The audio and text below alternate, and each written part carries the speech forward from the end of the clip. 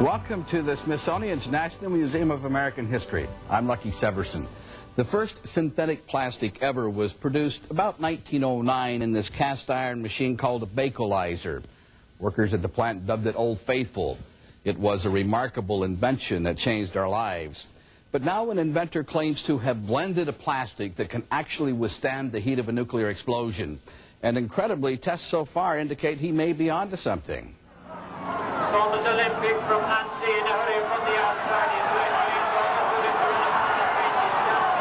It's Maurice Ward's day off. He finds harness racing a great escape from his work. And when you understand the nature of that work, you will understand why he needs to escape. You see, this backyard inventor may have mixed up one of the most exciting scientific discoveries of the century. It's called Starlite polymer, and it has the world scientific community abuzz. What it is a plastic its inventor claims can withstand the heat of a nuclear explosion. Those tests were a little difficult to replicate in Maurice Ward's cluttered garage, but the principle checks out. When treated, this piece of honeycombed Kevlar becomes a fire barrier. The temperature of the torch is about 1200 degrees Celsius. Starlights actually contained 10,000 degrees centigrade, rather like sitting with your bum on the surface of the sun. Outside, the untreated end of the material is torched. You want to come put your hand in that? Without the Starlite polymer, not only does it burn, it also gives off toxic fumes. It is really quite a remarkable material. And when people actually say that they don't believe it, that sort of skepticism is almost... I was in that position myself. I needed the evidence of these tests. And it certainly is the case that these tests have shown that there is no parallel material at the moment. Sir Ronald Mason is the former chief scientific advisor to Britain's Ministry of Defence. I have helped to design further tests of Starlite, which have been carried out both in the UK and the US by independent scientists, and have established basically that it is a very good fire barrier, it's a good thermal barrier, it offers protection against ionizing radiation, laser radiation. His tests may seem crude, but Starlite has baffled some of the best in the business. At the Atomic Weapons Establishment in England, this nondescript white substance withstood simulated nuclear flashes, generating temperatures of around 10,000 degrees. NATO scientists at White Sands, New Mexico have also reportedly produced startling results. Even more remarkable, Starlite was created by a man with no scientific background. That remains an absolute mystery. Morris has no scientific training.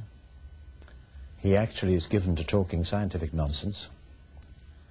I actually believe that chemistry is often, the resort of a cook.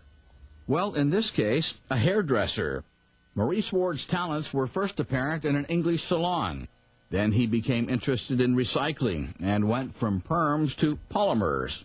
But it was a tragedy that led him to Starlite. 54 people died when this plane caught fire while taking off from Manchester Airport in August 1985. When he saw the images, Maurice Ward committed himself to discovering a fire retardant that works. I was aware of things in the marketplace, but we'd not had any dealings with them at all. And when I started to look at them, I found they really were just the same as the things that have been used in the aircraft, which of course cause the really halogens, which cause toxic fumes and smoke in a fire situation. And so Maurice began blending. Amazingly, it took only a couple of months before he knew he was on to something. I suppose I was quite fortunate, but I've based it on polymers and the blending, a little bit to do with my knowledge of the technical side, but I actually probably got the right ingredients together with the right conditions. Starlite is about a mixture of 20 different compounds, and we certainly do not know how each of those compounds contribute to the working of Starlite. So it must be intuition, it must be shrewdness, it must be judgment, and it must be nose. Maurice revealed his new wonder substance on British television with this simple but effective egg test. Unprotected, the egg cooked and cracked in seconds. But when coated with Starlite, it was a different story. So I'm going to put the torch on it now.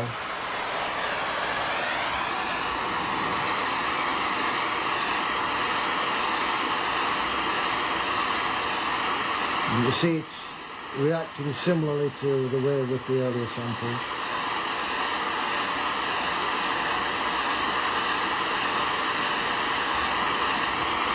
That looks nice and red, as though it's hot. I'm going to take the torch away and put my fingers on there. It's absolutely cold. I will now take the egg there and crack it open. As impressive as it was, Maurice was dismissed as a crackpot. I believe that there are some of the Doctor Who's and professors that probably believed, or that was their belief, because they couldn't imagine the results which we'd achieved. But really, the phrase that I now use is that they hadn't had the pleasure of meeting me or the privilege of seeing Starlite at work. He receives dozens of letters each day from major corporations and defense departments around the world, interested in what could be a multi-million-dollar deal, because Starlite could be useful for just about anything. I've got one coming along for the home where it can just be sprayed onto carpets or furniture, which will hopefully give protection. I mean, every day of the week you read a family's been burnt because the furnitures are flammable. On the other extremes, then we're on about space, and obviously there are military applications, but I would stress that I'm interested really in prevention and protection and not in causing devastation. The important thing to emphasize, I was asked, isn't this another cold fusion, experiment whereby people claimed results for fusion? The answer is no, because the people who claimed the cold fusion results were the people who did the experiments themselves. These experiments have been carried out totally independently.